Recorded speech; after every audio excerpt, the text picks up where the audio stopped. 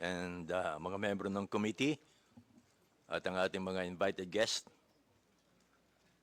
Kanina po nanonood ako doon sa loob ng hearing ho ninyo. At sinusuportahan ko po itong initiative ninyo na labanan ng mga fake news. Kasama ho kami dyan. Yung mga misinformation at saka disinformation. Kasama na rito po ang deepfake. Naging biktima rin ho ako niyan. Marami sa aming mga broadcaster. Bunso din po ng Gen AI at ang iba pa mga advanced technology po ngayon. Hindi natin mapipigilan ho yan. Kanina, I'm sorry, hindi ninyo napag-usapan sa Meta yung advance ng technology. Kasi hindi ho talaga mapipigilan. Yung pinsalan na dulot nito ay hindi lamang po sa aming mga personalidad and even to you, Congressman, kundi pa sa pangkalatan sa publiko na nakababasa, nakakita at nakakapanood po nito. Kailangan ng sabayang pagkilos para sa education ng publiko at sa aming media practitioners para mamulato ang mas nakararami tungkol sa masamang epekto ng fake news sa ating bansa at sa demokrasya.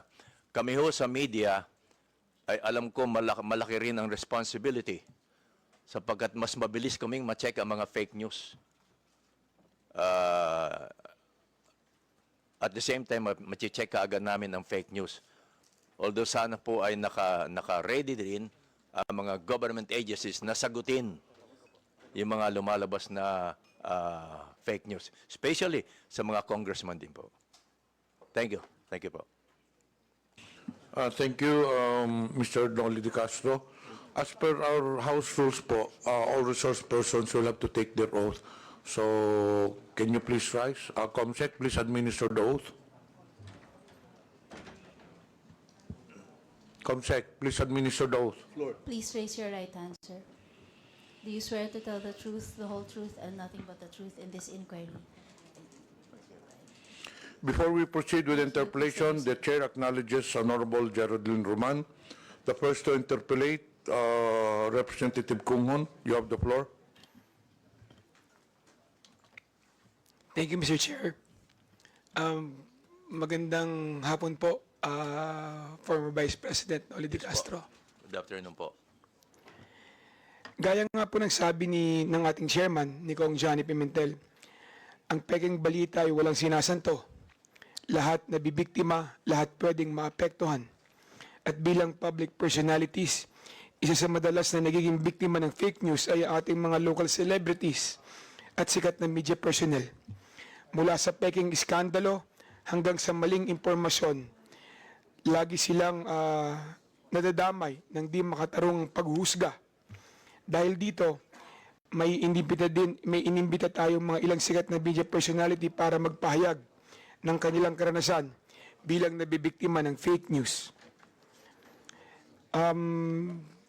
Mr. Vice President, I think it's fair to say na madalas po kayong nagiging subject ng fake news. Tama po ba? Opo. At dahil din po dito, nagkaroon po kayo ng pampublikong hinaing regarding sa mga fake news. Lalong-lalo na nung nakaraang linggo. Tama po ba? Opo, opo. At base sa preliminary research na isinagawa po natin, isa sa mga peking balita na kumakalat tungkol sa iyo ay ang nausong quote card na pagkatapos na pagka-aresto ng dating Presidente Rodrigo Duterte, kung saan sinabi mo daw na the former President Rodrigo Duterte, Tatay Digong, did not start the war to kill. He started, nasa ano po yan, meron po tayong, pwede po bang pakilabas? Yan po ba? Tama po ba, ito yung isa sa mga code card na bigay po sa inyong kaalaman na peke na sinabi niyo raw po ba? Sinabi niyo raw po, tama po ba? Medyo hindi yata ho masyadong malinaw ho ito, Mr. Chairman. tungkol dito. Ang nakalagay po doon, sir, is former President Rodrigo Duterte did not start the war to kill. Ah, He okay. started to save lives. He gave drug addicts a chance to change, to surrender, to choose a better life. But many refused. They kept using, kept selling, kept killing innocent people.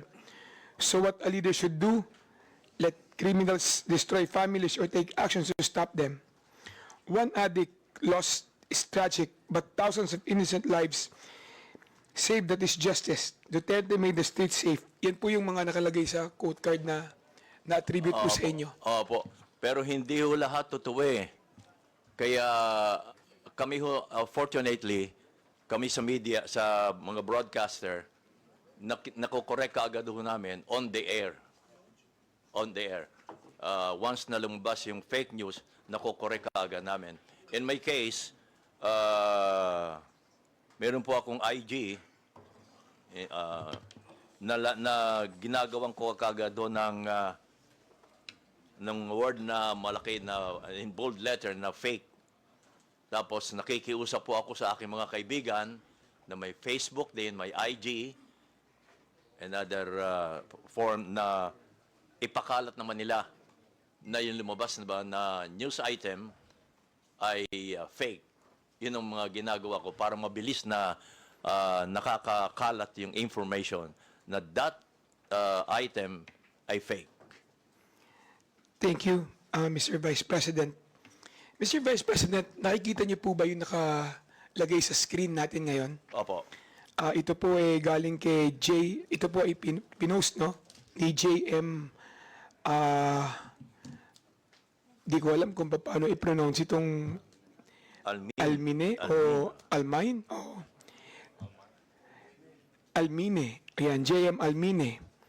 Nakalagay po dito, sabi niyo raw po na di ko binoto si PRRD dahil gustong-gusto ko talaga si VP Lenny.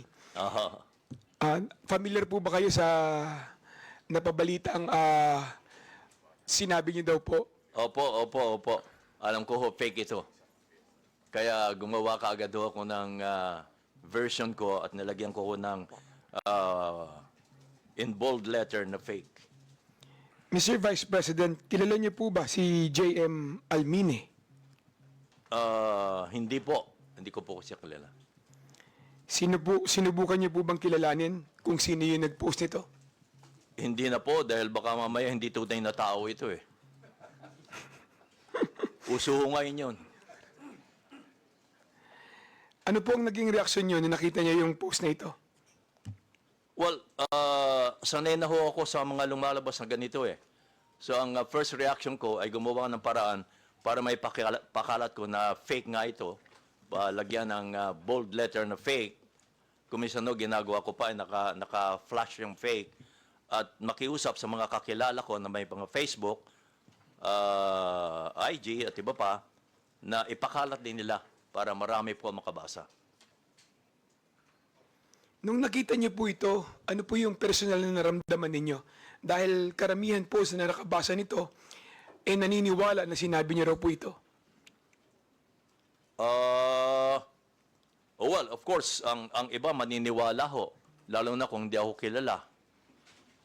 Pero sa newscast, nako-correct naman ho namin ito eh. Itong mga ganito. Kaya madali lang ho eh. Hindi ho ako masyadong naapektuhan kapag ganito. Maswerte lang ho kami dahil mga broadcaster ho kami. But kung pag-uusapan ho yung pangkaraniwan tao, yun ang madaling maapektuhan. At wala silang means, wala silang source para makorek agad yung lumabas na fake news. Mr. Vice President, pagkatapos po kumalat itong mga fake na quote card na ito, madaming organisasyon ang nag-post at nag-fact check din ng balita na ito. Alam niyo ba kung ano-ano yung mga organisasyon na ito tulad ng ABS-CBN Fact Check, Opo, meron po Verifies, kami ganon. etc.? Opo, meron po kami ganon. Ang ABS-CBN may fact check at inilalabas po namin yan sa TV Patrol. Yung mga fina-fact check po namin.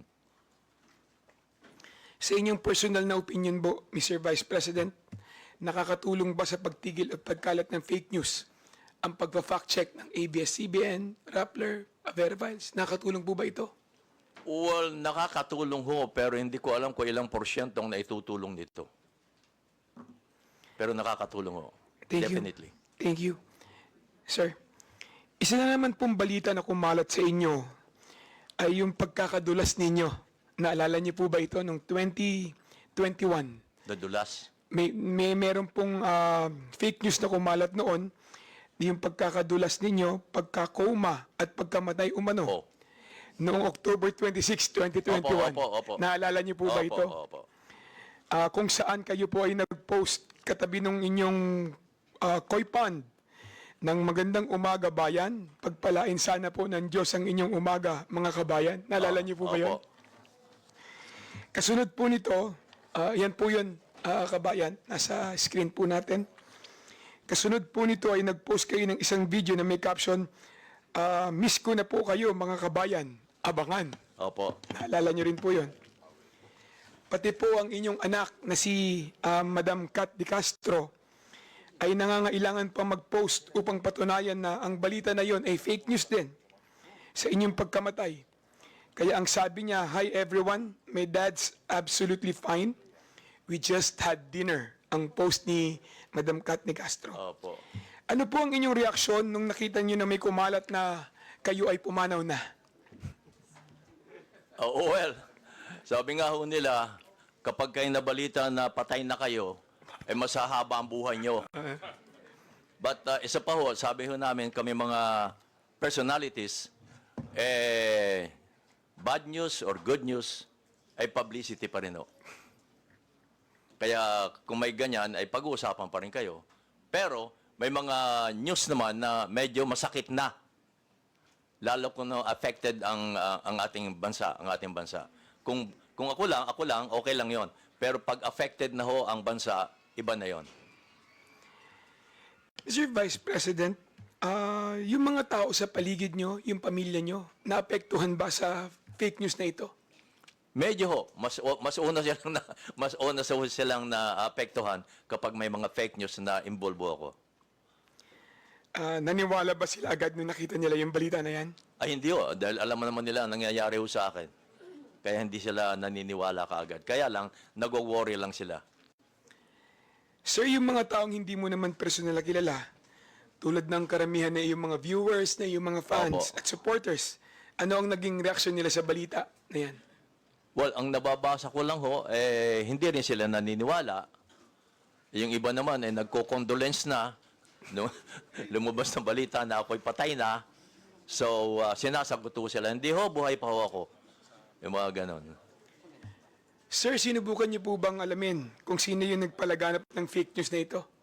Gusto ko ho lang alamin, pero wala akong means na alamin kung paano eh. Kung ang meta nga, walang masyadong means para alamin eh. Napansin ko kanina sa tanong nila, Congressman Gutierrez eh. Sir, ni-report niyo po ba yung fake news na ito? I mean sa Facebook, sa Meta? Hindi na po. Hindi na po. Lately ko lang nalaman na kinakailangan pa palang i-report mo para umaksyon mo sila. Kailangan pang i-report. Actually, pagkatapos nung kumalat na kayo ay pumanaw na, marami din po ang nag-fact check, no? Na organisasyon para siguraduhin na may tama yung kumakalat sa inyo na balita na kayo ay pumanaw na.